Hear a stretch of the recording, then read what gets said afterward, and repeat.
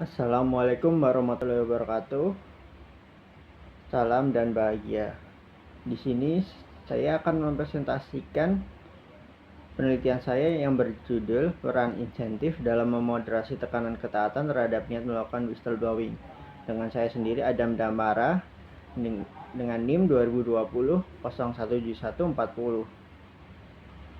Dosen bimbing pertama yaitu Ibu Dr. Dewi Kusuma Wardani, SE, SPSI, MSc, AKCE, CRM, PKP, ACPE. Dan dosen pembimbing 2 saya yaitu Ibu Faudilah Kirana Putri, SAK, MSc. Selanjutnya latar belakang. Semakin maju dan berkembangnya perekonomian, praktek kejahatan ekonomi berkembang di berbagai bentuk. Tindakan kejahatan ini di dalam dunia akuntansi sering disebut dengan kecurangan atau fraud.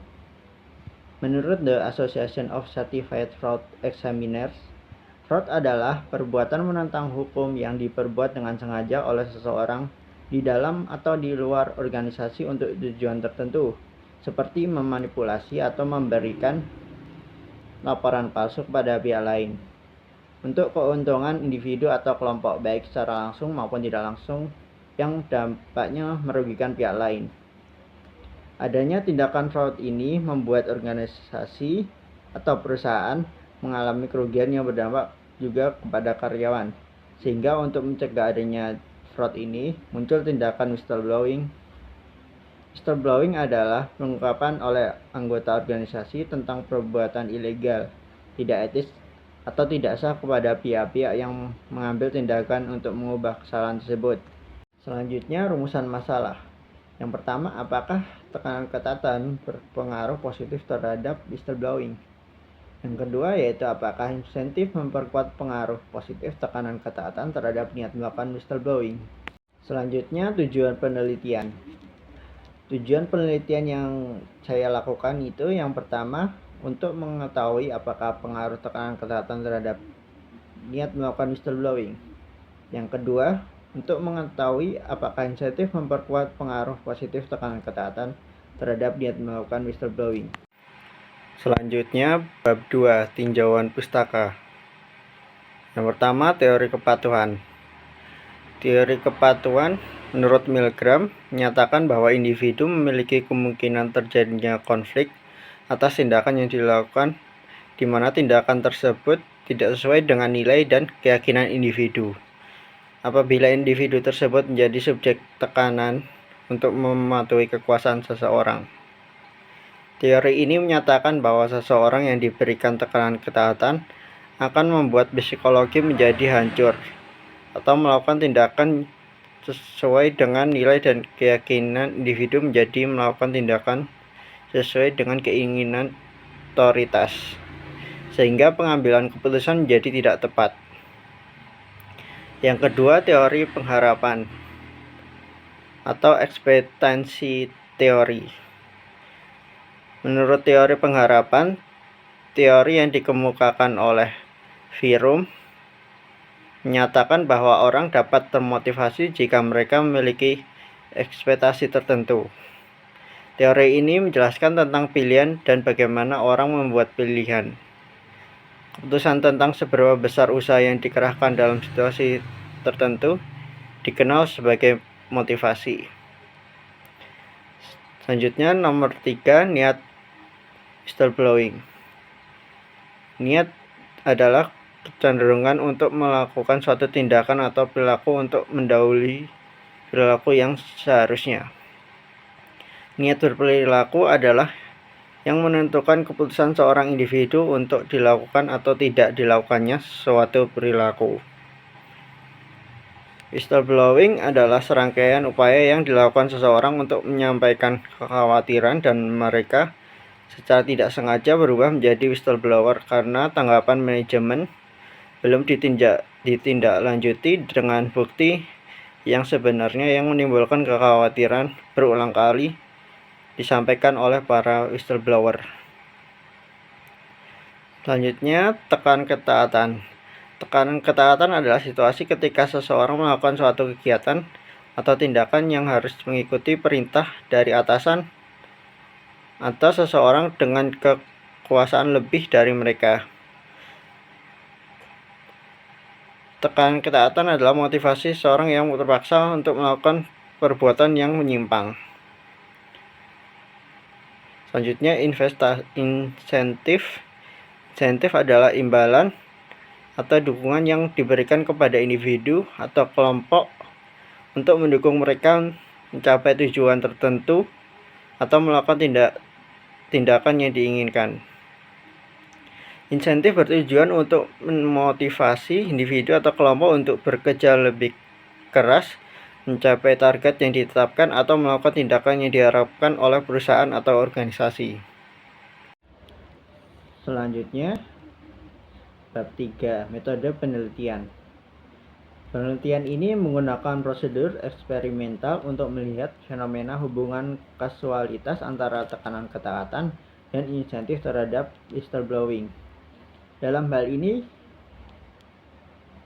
saya ingin memahami tekanan ketaatan dan insentif yang bagaimanakah yang dapat mempengaruhi adanya whistleblowing. Variabel independen pada penelitian yang saya lakukan itu yaitu tekanan ketaatan. Tekanan ketaatan dimanipulasi menjadi dua level, yaitu tekanan ketaatan yang tinggi dan tekanan ketaatan yang rendah. Sedangkan variabel pemoderasi dalam penelitian ini yaitu insentif. Insentif dimanipulasi menjadi dua level, yaitu adanya insentif dan tidak adanya insentif.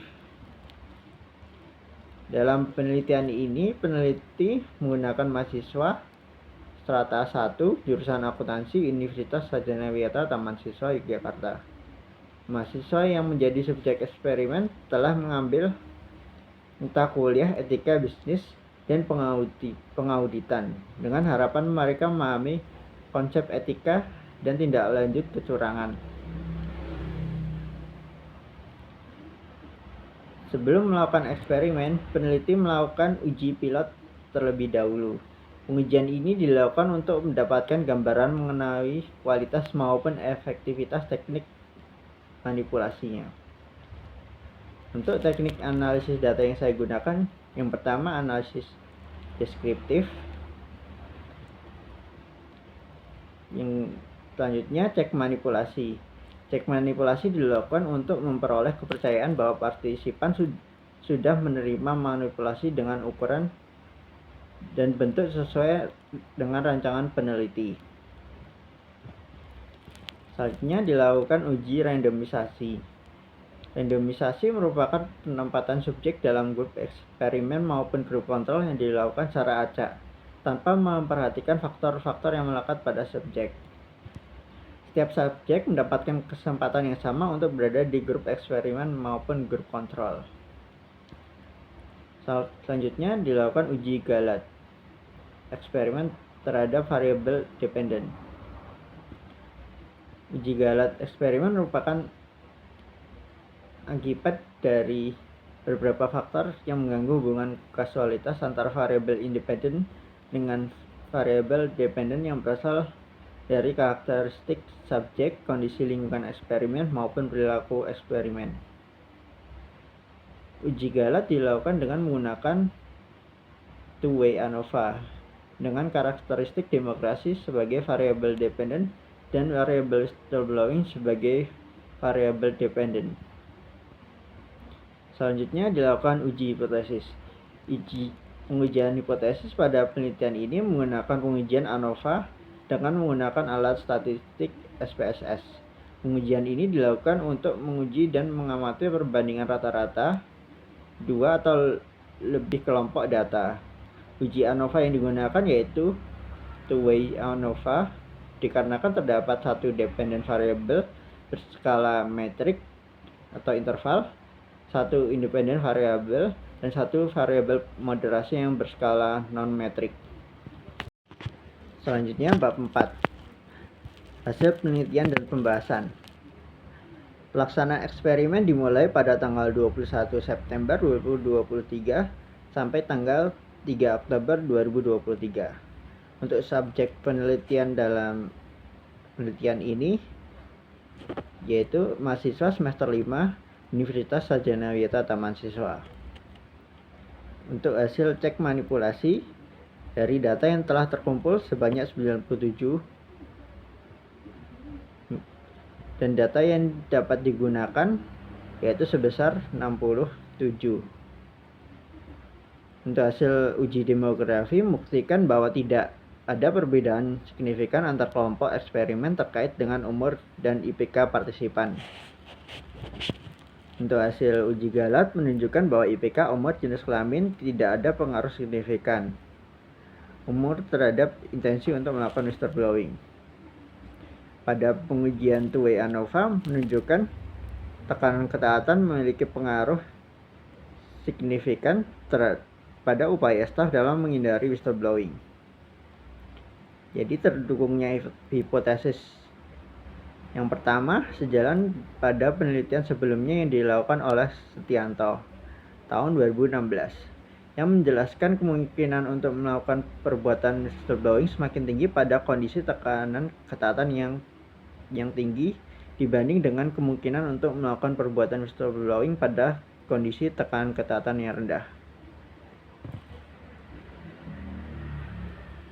Selanjutnya hasil penelitian untuk hipotesis 2 menunjukkan hasil uji interaksi antara tekanan ketaatan dan insentif terhadap upaya staf dalam menghindari whistleblowing terbukti tidak memiliki pengaruh. Hipotesis 2 menyatakan bahwa insentif memperkuat pengaruh positif terhadap tekanan ketaatan terhadap niat melakukan whistleblowing. Hipotesis tersebut tidak terdukung secara signifikan melalui uji one-way ANOVA.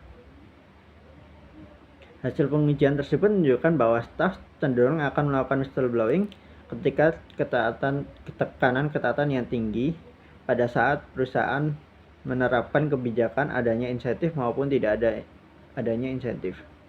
Ada atau tidak adanya insentif tidak mempengaruhi seseorang dalam melakukan whistleblowing karena sebagai manusia yang taat dan mengetahui adanya pelanggaran pasti akan mengungkapkan kecurangan tersebut tanpa menginginkan imbalan atau apapun atas aksinya. Hasil penelitian ini sejalan dengan penelitian yang dilakukan oleh Pulungan dan kawan-kawan pada tahun 2020 yang menyatakan bahwa insentif keuangan tidak berdampak terhadap niat melakukan whistleblowing. Yang terakhir, bab 5. Kesimpulan. Penelitian ini memiliki tujuan untuk memberikan bukti empiris tentang analisis pengaruh tekanan ketaatan terhadap niat melakukan whistleblowing. Dan analisis pengaruh insentif memperkuat pengaruh positif tekanan ketaatan terhadap niat melakukan whistleblowing. Hasil penelitian menjelaskan bahwa tekanan ketaatan berpengaruh positif terhadap niat melakukan whistleblowing. Staf yang dalam keadaan tekanan ketaatan tinggi dari atasan secara langsung lebih cenderung melaporkan tindakan whistleblowing. Untuk hasil penelitian yang kedua, insentif tidak memperkuat pengaruh positif tekanan ketaatan terhadap niat melakukan whistleblowing. Ketika dalam tekanan yang tinggi, karyawan tetap akan melakukan whistleblowing dengan adanya insentif maupun tidak adanya insentif. Sekian presentasi penelitian yang saya lakukan, kurang lebihnya mohon maaf. Wassalamualaikum warahmatullahi wabarakatuh. Salam dan bahagia.